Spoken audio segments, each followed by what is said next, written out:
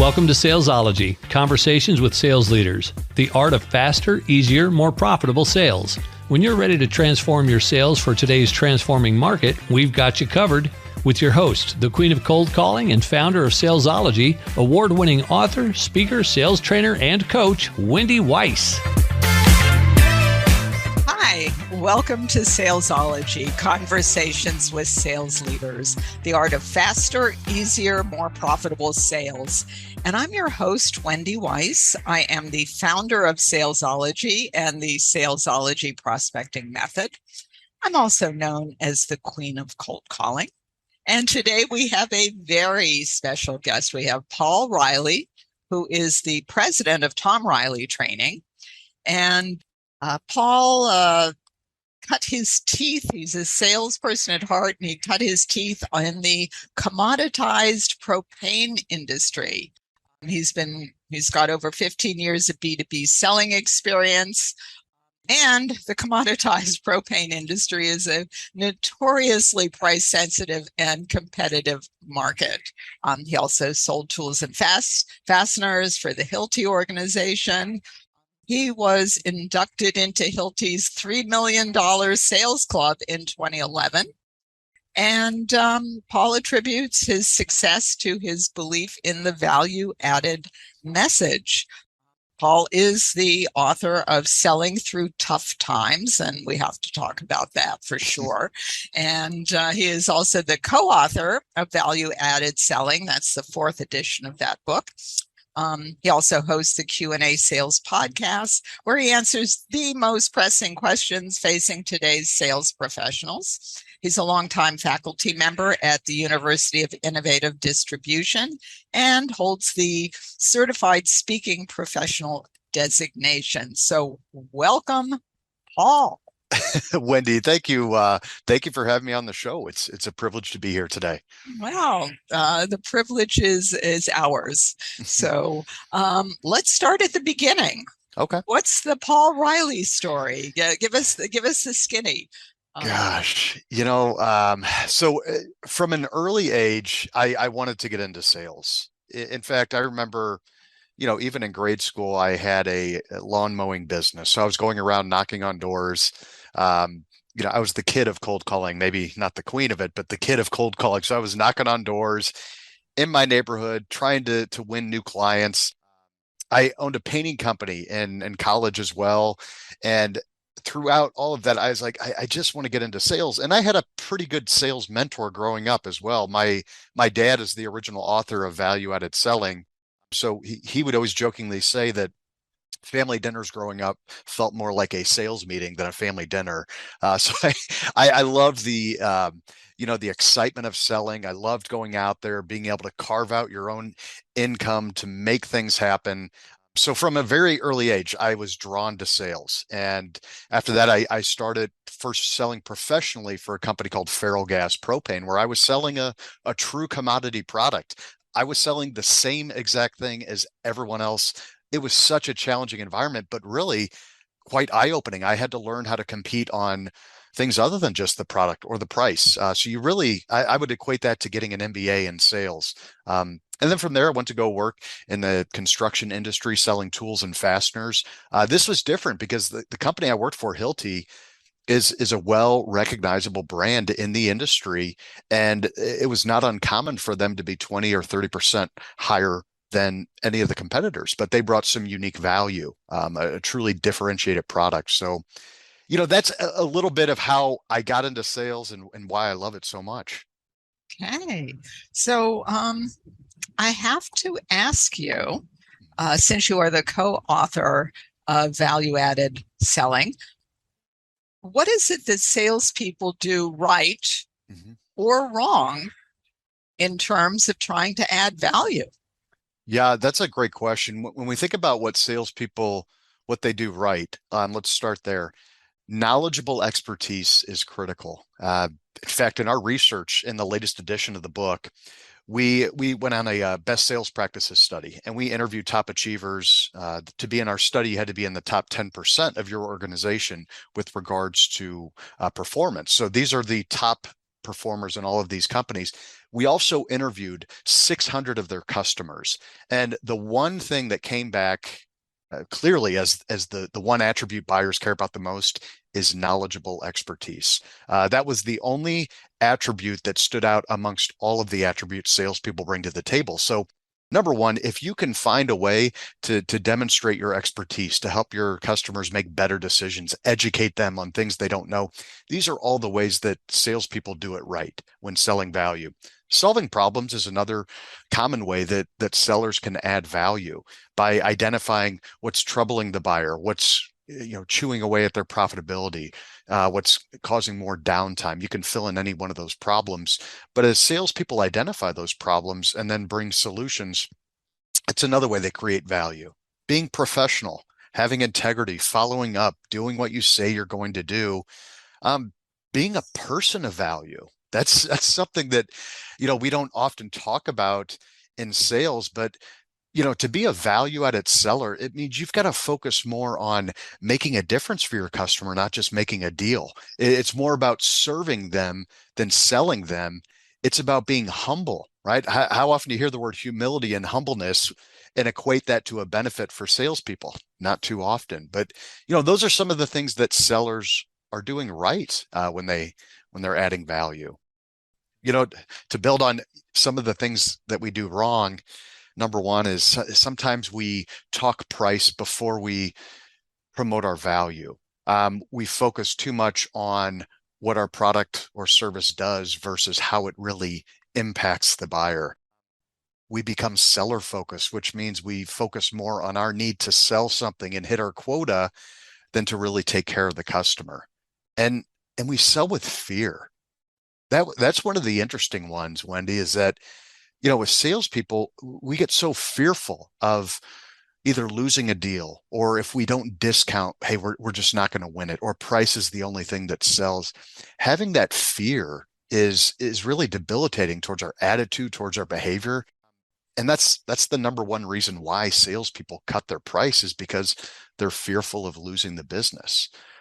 Unfortunately, the list of things we do wrong could go on and on, and we could talk about that. But I think that knowledgeable expertise, if I could leave your audience with one thing, is, okay, how are you becoming a student of your profession? Do you dedicate time every single day, every week, to becoming a true expert in your industry, understanding your customer and your own company? That's so critical. So I'm curious, how do you demonstrate that expertise? I'm asking you this question from the point of view of someone. Most of our training programs are about prospecting, which is getting the prospect to actually talk to you. Absolutely. And I often hear people say, oh, well, you have to demonstrate value with every contact. But it's really hard to demonstrate value to somebody that won't talk to you. Yes, that's true. And so I'm wondering, what are some of the ways that someone can demonstrate value leading up to the prospect says, yes, Paul, I want to have an in-depth conversation with you. Yeah, Wendy, that's a great question. And it's so important because customers, prospects, they get bombarded daily. They're inundated with different marketing messages, emails. So yeah, that's the challenge. How do we demonstrate our value, prove our value before they even meet with us? I'll share a couple of insights in that regard. When we were researching buyers in value-added selling, one of the questions we asked decision makers in our survey is, why would you be willing to meet with a salesperson? Okay. Why would you be willing to meet with a salesperson? The number one response was that it appears the salesperson can help solve a business problem that I'm currently experiencing. So if I'm a salesperson and I'm going on a prospecting campaign, I'm going to organize my prospects based on common problems. All right. So let's say you're going after this industry. It's who fill in the blank, any sort of industry. Let's say you're selling to construction companies, right? Okay, what are the 2 or 3 most common challenges or problems they currently have? If you can mention that in your campaign, whether it's an email, voicemail, a letter, whatever you're sending, that problem is going to be important to that customer or prospect. And so by you mentioning it, they're also going to assume that, okay, maybe they know how to help me solve this problem. And if nothing else, they're going to be willing to meet with you to hear what you have to say. And that's why, Wendy, so many prospects are unwilling to meet with salespeople is because they're looking at what they must sacrifice. And based on the message you're sending, they're comparing that to what they gain. And too often, what they must sacrifice, which is their time, their energy, effort, is not worth what they could potentially gain or what they perceive is what they could gain. Even though they may gain some great insights, we've got to develop a message that really hones in on that. And that piece. So yeah, identifying problems to solve and then getting a referral. A referral is the other easiest way to get a door to open up because someone they know and trust believes that you have brought value to them. So you're more likely to bring value to the prospect as well. So a referral, highlight a business problem. If you can, do both and your chances of getting that meeting significantly go up. Absolutely. And it's so interesting that you say that because that's actually one of the hardest things to teach someone. The question that we ask our clients is, what's the problem that your prospects have that you can fix, and how do they talk about it? Yeah. And that's a tough one for most people. We usually manage to drag them kicking and screaming over the finish line. But that is a tough question because they have to switch their heads around. It's not about you, it's about them. Right. Absolutely. 100%, Wendy. Yeah.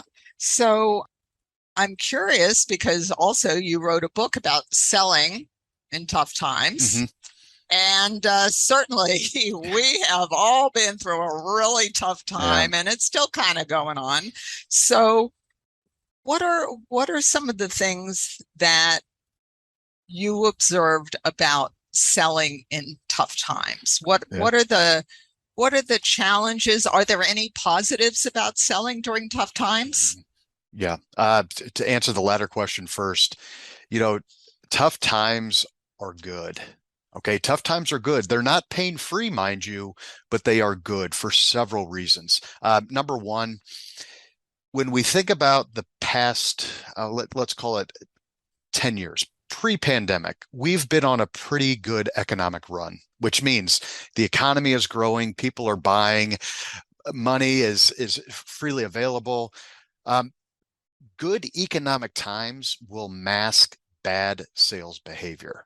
Now, during tough times, like the pandemic and then the recession and everything going along with it, the mask is coming off. Salespeople are forced to look in the mirror and say, okay, I'm struggling in these key areas. I need to get better. All right. I need to get better in these key areas. So tough times are good because they reveal weaknesses so that you may become stronger. Tough times also force you to get creative in how you go after opportunities. There are examples in the book of companies that have learned how to switch their focal points during tough times to capture new opportunities that in the long run make them even better and stronger. Tough times force salespeople to get creative in how they position their solution. It forces them to be more opportunistic, which oftentimes gets a bad taste in our mouth just saying sellers are opportunistic, but that's actually a good thing. Tough times will act as a catalyst for positive change. So there are several benefits to tough times if we choose to view them. The challenge we face is that from an early age, we are taught that tough times are bad, that they're painful. Let's avoid them. Let's try to turn away from them. But when we do that, we miss the opportunities that tough times will create. Now, let's talk a little bit about what sellers can do during tough times. All right. So during tough times, we know that buyers become more focused on what they have to buy versus what they want to buy. So they're going to focus more on necessity than nicety. It's important that we realize that, and we are able to offer a solution that maybe focuses purely on what's good enough, what's going to get them by, and we can find some unique ways to add value on top of that. Now, during tough times, buyers are looking for cost-cutting measures. As the economy continues to soften, their business is going to decline. And during that decline, they're going to look for opportunities to save on overall cost. That is one of your biggest opportunities as salespeople. Wendy, I imagine many of the sellers listening to this podcast offer a solution that can help reduce overall cost in some way. Maybe it's labor cost, engineering cost, design cost. Cost is everything that the buyer will sacrifice. And if you can focus your value proposition on overall cost reduction, it's going to open more doors. It's going to open up more opportunities as well. So I would encourage, any seller out there to begin shifting your messaging to focus more on cost-cutting measures, not by lowering your price, mind you, but by lowering what the buyer has to sacrifice in the long run. So what is the difference between what you're talking about and commodity selling? So, when I have to understand commodity selling, what you mean by that a little bit more. You mean when there's two products that are the same? Well, when you're selling on price and price alone, because you wrote the value added selling book. I see. Yeah. How do you add value if you're saying we're going into a recession, we got to sell cost cutting? Yeah. No, so that to me sounds like a contradiction. Sure. But so explain it. Absolutely. So I should have began by highlighting, okay, what's the difference between price and cost? All right. Price is the initial out-of-pocket expense. It's straightforward. It's what the buyer's going to pay. But cost is everything that the buyer will sacrifice, which includes time, energy, effort. It includes, aggravation, frustration. It includes everything that they sacrifice. Now, as a value-added salesperson, we got to remember price is just one small component of total overall cost. It's like using the analogy of an iceberg. Price is the tip. It's the tip that you can see that's right above the ocean. But cost is everything that exists below the surface. And like an iceberg, most of the mass is below the surface. So value-added sellers look to reduce overall cost rather than just focusing on price. So that's the distinction there. And I would say during a downturn, they're going to have more of those cost-cutting measures.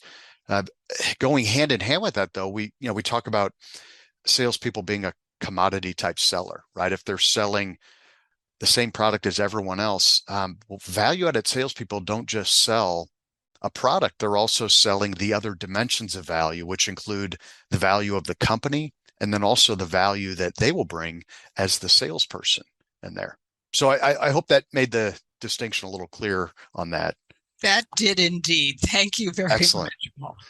Yeah. And so I want to ask you a little bit more about what's changed with COVID, before and after, what you've seen. I also want to ask you about your Tough Times Challenge. Yeah. But before we do that, we are going to pause for a moment for a word from our sponsor. And our sponsor today is Salesology 3X Appointments. You know how frustrating and stressful it is when you leave every sales meeting wondering if your sales team knows how to sell because they're not selling and all you ever hear from them are excuses. They blame your marketing. They say you need to do more social media, and they say you need a new website. You know something's wrong. You don't quite know what it is, and you're even starting to wonder if it's you. You don't have a lot of options. You could fire them all and start from scratch, and that would be expensive. And you are really sick of waking up in the middle of the night wondering how to fix this. Well, imagine instead that you have an easy-to-use, replicable system that ensures that your team can easily schedule qualified appointments. And imagine that your team is excited and motivated. No more excuses, and you feel good. Salesology 3X Appointments can make that happen. If you're a business owner or a sales manager with an underperforming sales team, let's talk. Click on the link to my calendar in the show notes, schedule a time, and I look forward to meeting you. And we are back with Paul Reilly, who is the president of Tom Reilly Training. And he is also the author of Value Added Selling, a co-author, and the author of Selling Through Tough Times. So let's talk about a really tough time that we have all been through, and still in many instances are going through. We have COVID. Mm-hmm. What are the changes that you have seen before to date, and how are sellers dealing with it? Yeah, that's a great question, Wendy. I think it's important to acknowledge a couple things. First of all, selling is still selling. The basic fundamentals and principles of how we sell, the process, has not really changed all that much. Maybe a few of the techniques, maybe people are meeting virtually more than they are face to face, but the basic rules of persuasion and selling really haven't changed all that much. What COVID did was basically accelerated a challenge that already existed before COVID. Prior to COVID, I've heard this anecdotally from many of my clients. Hey, we're having trouble getting more face-to-face meetings. The best is when they say, oh, those, the millennial buyers don't want to meet with people face-to-face anymore. They just want to text and this and that. All of that has been going on prior to the pandemic. The pandemic gave buyers a reason, though, that is hard to argue with, to say, hey, we just don't want to meet as much face-to-face. And again, that gets back to the root cause. When buyers don't want to meet with you, it's because they don't believe they're going to get any value from the meeting. So why would they? That's one of the challenges that I see that will remain. Salespeople are going to continue to maybe struggle just getting those face-to-face meetings, which means, yes, they've got to work on their virtual selling skills. They've got to work on their phone skills. People have been selling virtually long before this pandemic really, fell upon us. They've been selling virtually for years. Zoom and video conferencing has been around for decades. So it's not anything new. It's just new to some sellers. But I'll be honest, I don't think selling has really changed from the pandemic. Maybe a few nuances with how we meet and things like that, but selling is still selling. Yeah, well, the nuances, those are the mechanics, Mm-hmm. but that's not the foundation or the heart of what it is we're doing. Right. So Absolutely. that's I like that. I like Yeah. what you had to say about that. So tell us about your Tough Times Challenge. Yeah. This was interesting. So selling through tough times, I actually started this book before the pandemic. So it wasn't like in the middle of the pandemic, I'm like, hey, I'm gonna write this book. I was actually already working on the book, and the whole idea was, okay, about every 4 to 5 years, we're due for a recession. Let's give salespeople some motivation and some of the right skills to help them sell through tough times. All of a sudden, the pandemic hit, right? And we're facing tough times on a whole different level, unexpected level for sure. During the pandemic, something odd happened. This was probably the summer of 2020. I was reaching out to all my clients, and a general question I would have when I'm hosting a webinar would be, "Hey, so how are you doing? How are you guys doing? How's everything going?" And the response was always, "Man, things are good. I'm crushing my number. I've hit my quota for the year already, and here we are in July, August. Yeah, business is going well." But then I would peel a couple layers back, and I said, "Okay, besides just business, how's it going?" And that's when I would get the more honest and authentic response, which was, you know what, mentally, man, I'm struggling. This is just tough. Salespeople are having to, homeschool their children, and at the same time trying to squeeze an extra meeting in here and there. People were fighting that battle. It was just that it was a taxing environment. And so it became clear to me that sellers needed a tool. They needed something to help build their resilience. And I developed what's called the Daily Mental Flex. The Daily Mental Flex is a collection of 6 exercises that help you build a more resilient foundation.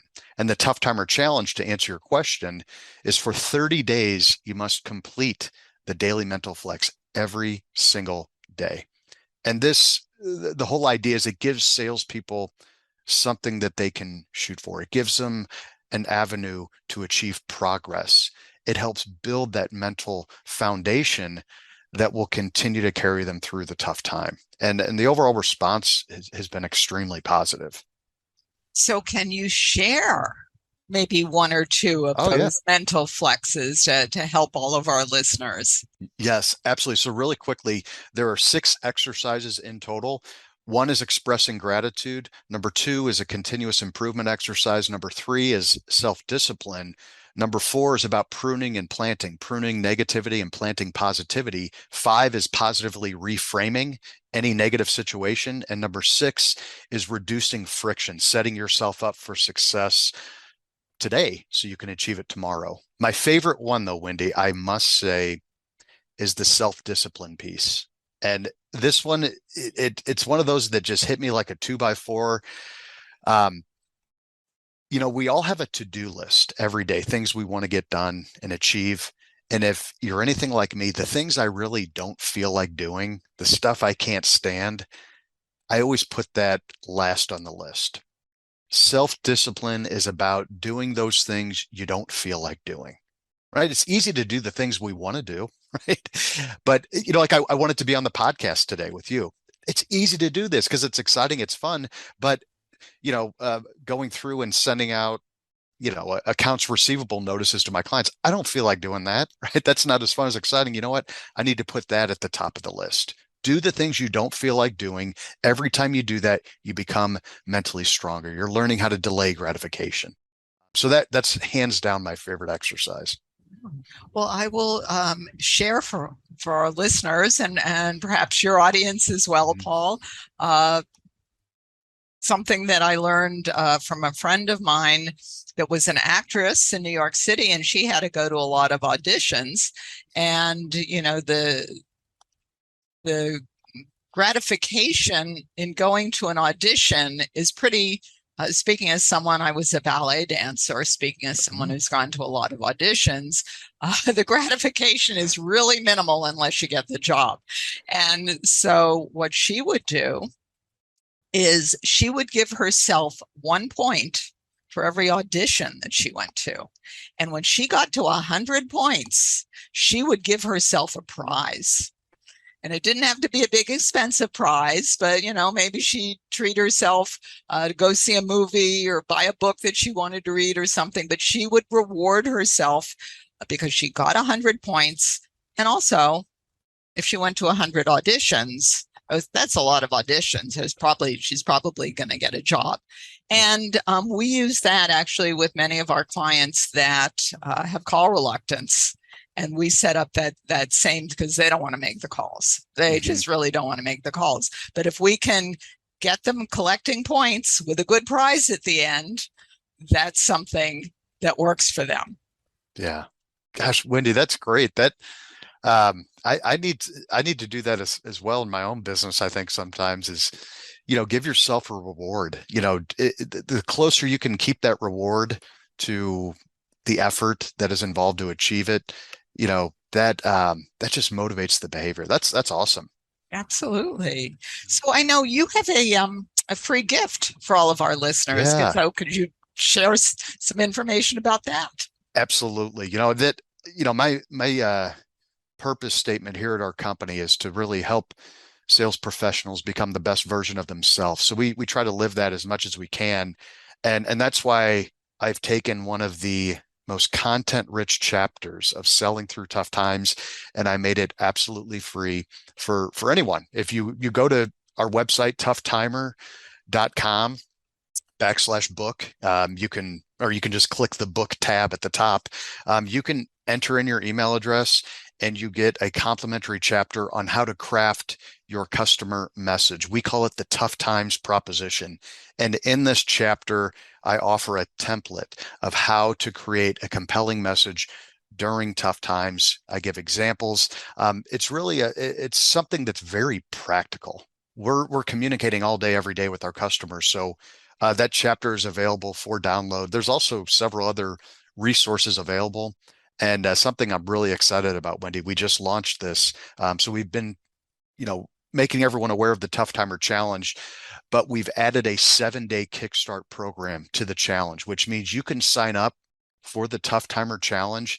And for 7 days in a row, you're going to get a motivational email with some insights and ideas to really jumpstart your effort and to help you become more successful and build that mental resilience. So, go to the website, toughtimer.com. There's a wealth of information there. And I hope it helps the sales community.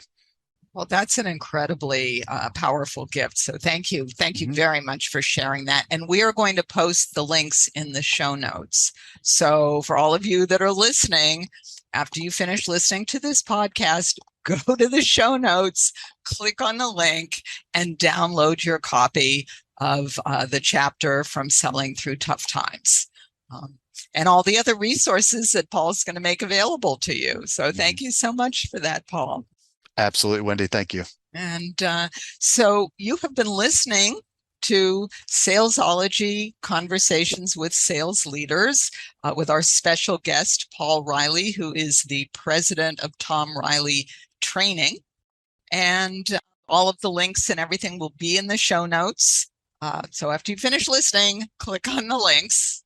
And if you found value in today's podcast, then please think about one person that you know, a business owner, a sales professional, somebody that you think would also find value in listening to this podcast, and please share the link with them. And till we meet again, visualize yourself surrounded by cash, really large bills.